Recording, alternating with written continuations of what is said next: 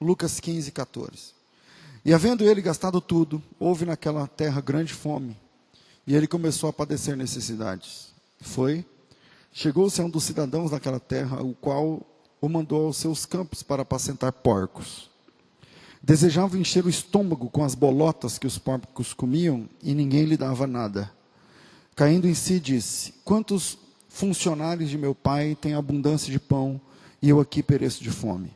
Levantar-me-ei e irei ter com meu pai, e lhe direi: Pai, pequei contra o céu e contra ti.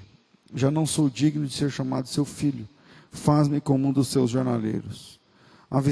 Levantando-se, foi para seu pai, e quando ainda estava longe, seu pai o viu. Moveu-se de íntima compaixão, e correndo lançou-se ao pescoço e o beijou.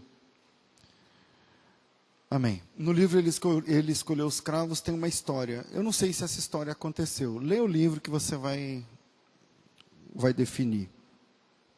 Logo no começo do livro tem uma história, eu vou começar a ler aqui, vocês vão entender. A história se passa nos Estados Unidos, os nomes são americanos, eu vou conservar assim. Vai que é a história verdadeira, não é verdade? Vocês estão me ouvindo bem? Eu espero muito que Deus fale com a gente hoje nessa palavra. Madeleine tinha 5 anos, subia no colo do seu pai. Você já terminou de comer? Pergunta ele. Ela sorri, bate com a mãozinha na barriga, não cabe mais nada. Mas você comeu a torta da sua avó? Um pedaço inteirinho.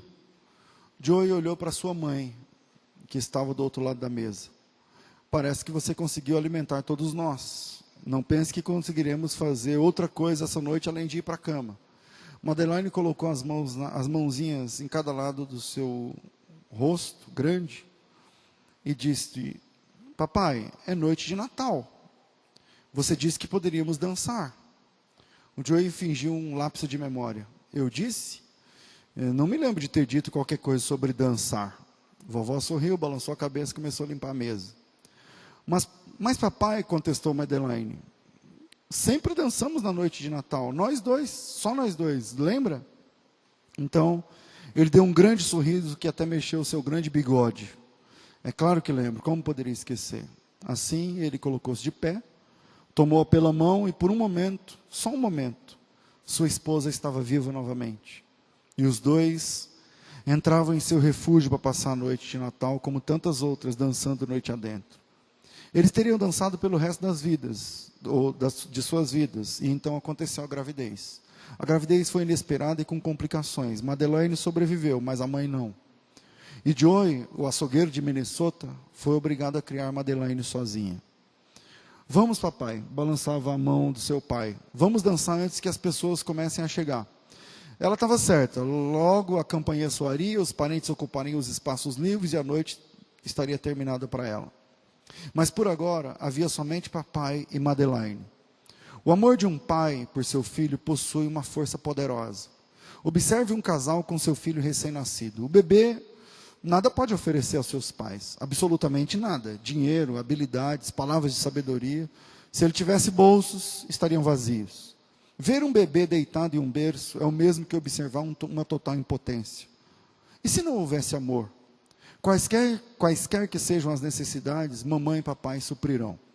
Apenas olhe para o rosto do bebê enquanto ela o amamenta.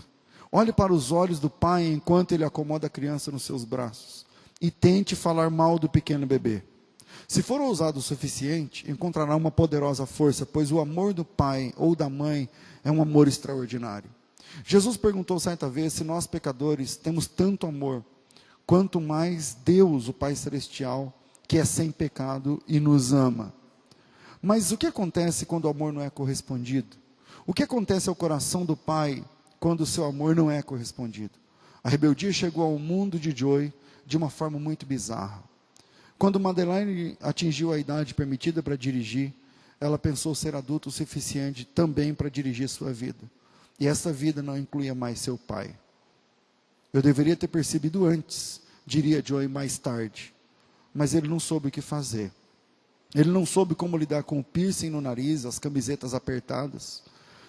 Não compreendia as noitadas, as notas baixas. E, acima de tudo, ele não sabia quando falar e quando se calar. Ela, por sua vez, já tinha tudo planejado. Sabia quando falar com seu pai. Nunca. E sabia como ficar calada. Sempre. No entanto, esse comportamento era totalmente diferente com um rapaz desengonçado e tatuado da rua de baixo. E Joey sabia disso. De jeito nenhum ele permitiria que sua filha passasse o Natal com aquele sujeito. Você vai ficar conosco essa noite, mocinha. Vamos jantar na casa da vovó e você vai comer a torta dela. Vamos ficar em família na noite de Natal.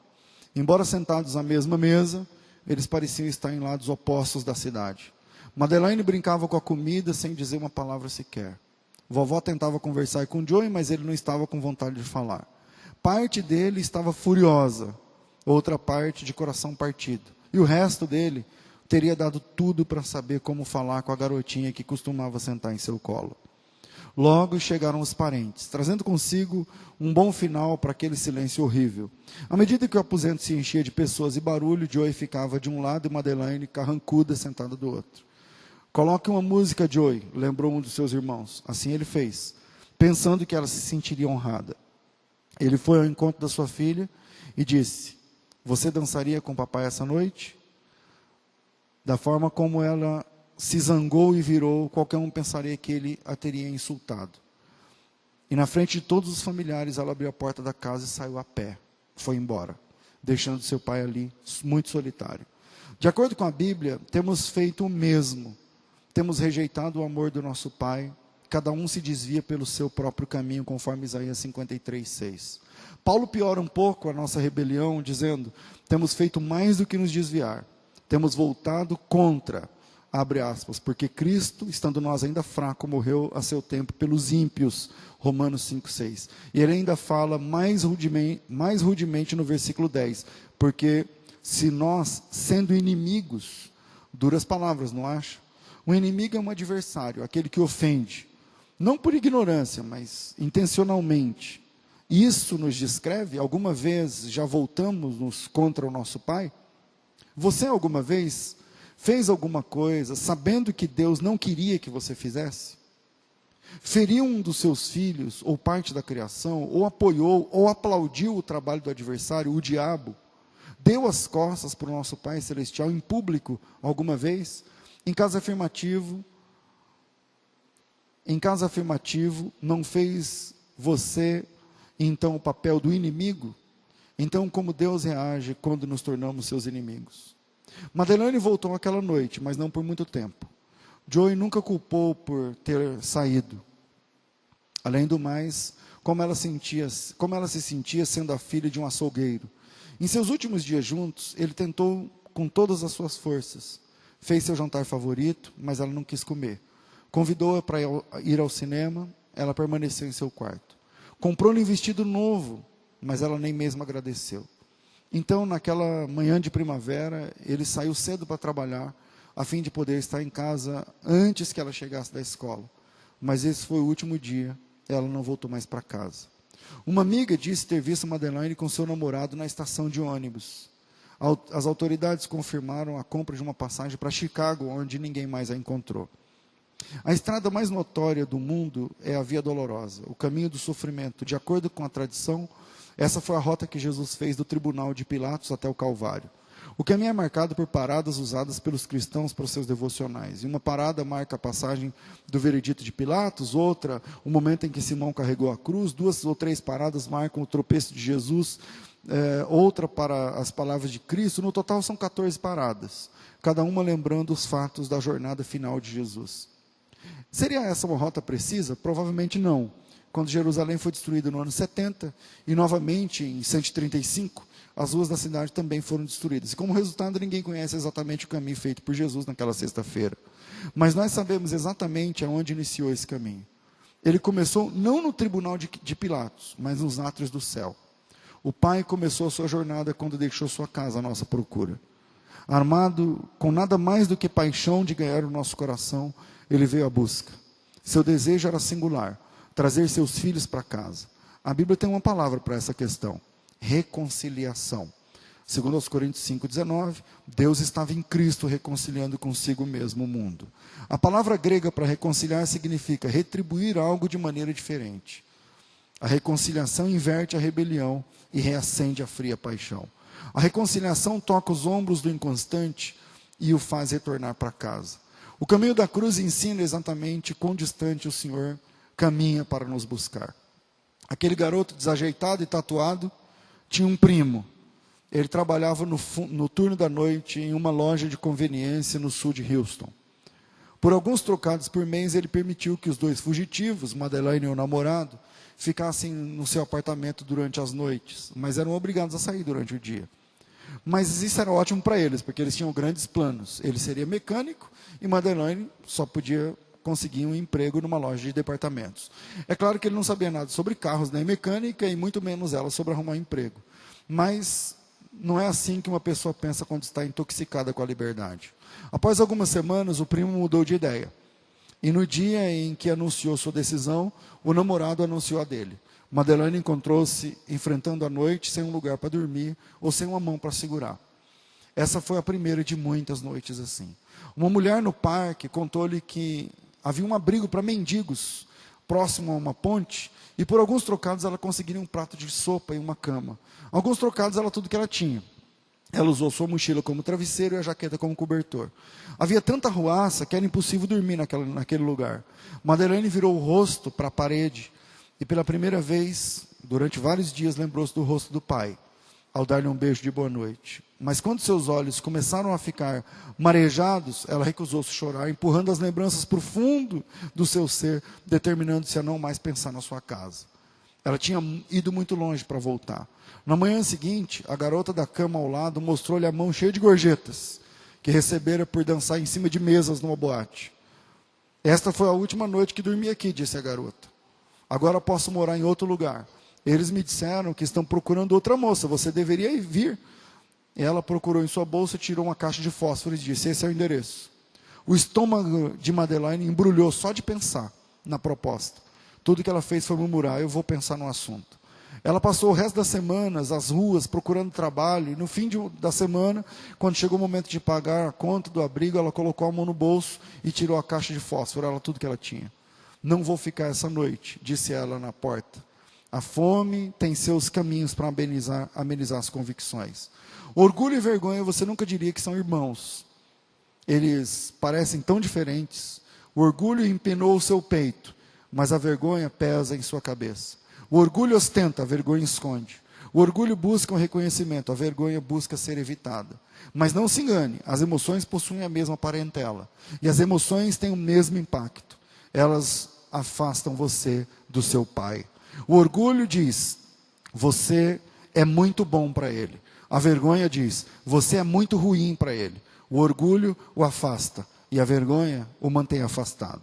Se o orgulho precede a queda, a vergonha é o que impede de levantar-se depois da queda. Se Madeleine sabia alguma coisa, era dançar. Seu pai a havia ensinado. Agora, homens da idade de seu pai a assistiam dançando. Ela não percebeu e nem pensou nisso. Madeleine simplesmente fez seu trabalho, pegou o dinheiro. Ela nunca podia ter pensado sobre o assunto, a não ser pelas cartas trazidas pelo seu primo, ou pelo primo do namorado. Todas endereçadas a ela. Todas cartas escritas pelo seu pai.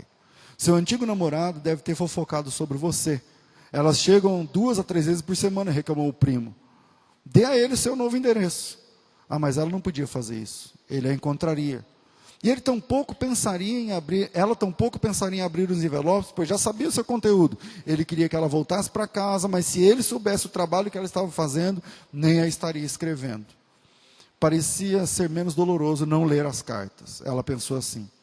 E não as leu naquela semana, nem na seguinte, nem na outra, quando seu primo trazia mais cartas. Tampouco na outra, quando tudo se repetiu. Elas guardavam no armário da boate, organizada de acordo com as datas em que foram postadas. Ela corria os dedos pelas bordas da carta, de todas elas, mas não conseguia abrir uma sequer. Durante a maioria dos dias, Madeleine conseguia entorpecer suas emoções. Pensando na casa e em pensamentos de vergonha, caíam junto no mesmo lugar do coração. Mas havia momentos em que seus pensamentos eram muito fortes para resistir. Como no dia que ela viu um vestido na vitrine da loja, da mesma cor que o pai havia lhe dado. Um vestido simples para ela. Com muita relutância ela o vestiu, ficou de frente do espelho, ao lado do pai. Mas você está quase da minha altura, disse ele, naquela época. Ela havia esquivado ao seu toque. Notando sua face abatida, refletida na vitrine da loja, Madeleine percebeu que daria 1000 vestidos para sentir novamente os braços do pai. Ela saiu da loja e resolveu não passar mais ali. No momento certo, folhas caem, temperatura baixa, o correio chegou. O primo reclamou que o estoque de cartas cresceu, ainda assim ela recusava mandar-lhe seu novo endereço, como também recusava-se a ler as cartas. Então, alguns dias antes da noite de Natal, outra carta chegou. Mesmo tamanho, mesma cor, mas não tinha o selo do correio. E também não havia sido entregue pelo primo. Havia sido colocada na sua penteadeira. Há alguns dias, um homem grande passou por aqui e pediu que eu entregasse isso a você. Explicou uma das dançarinas. Disse que você iria entender a mensagem. Mas ele esteve aqui? Perguntou ela ansiosa. A mulher deu de ombros, disse, suponho que sim. Madeleine engoliu seco. Olhou para o envelope, ela o abriu, removeu o cartão. Estava escrito, eu sei onde você está. Sei o que você faz. E isso não muda o que eu sinto. O que eu disse nas outras cartas ainda é verdadeiro. Mas eu não sei o que você disse, declarou Madeleine. Ela pegou uma carta do topo da pilha e leu. Então a segunda, a terceira, a quarta, cada uma delas possuía a mesma frase. Cada sentença fazia uma mesma pergunta. Em questão de segundos, o chão estava coberto de papéis e o rosto dela de lágrimas. Depois de 1 hora, ele estava no ônibus. Eu preciso chegar a tempo. Os parentes estavam começando a sair e Joey estava ajudando vovó na cozinha. Quando seu irmão chamou subitamente do seu silencioso aposento e disse, Joey, tem alguém aqui que quer vê-lo. Ele saiu da cozinha e parou. Em uma mão, a moça carregava uma mochila. Na outra, a carta. Joey viu e ela viu a pergunta nos seus olhos. A resposta é sim, disse ela ao pai. Se o convite ainda estiver de pé, a resposta é sim. Joey mal podia acreditar. O meu convite está de pé, filha. Então os dois dançaram novamente naquela noite de Natal. No chão, próximo à porta, havia uma carta, com o nome de Madeleine e a seguinte pergunta do pai. Você viria para casa e dançaria novamente com o papai? Emocionante. Eu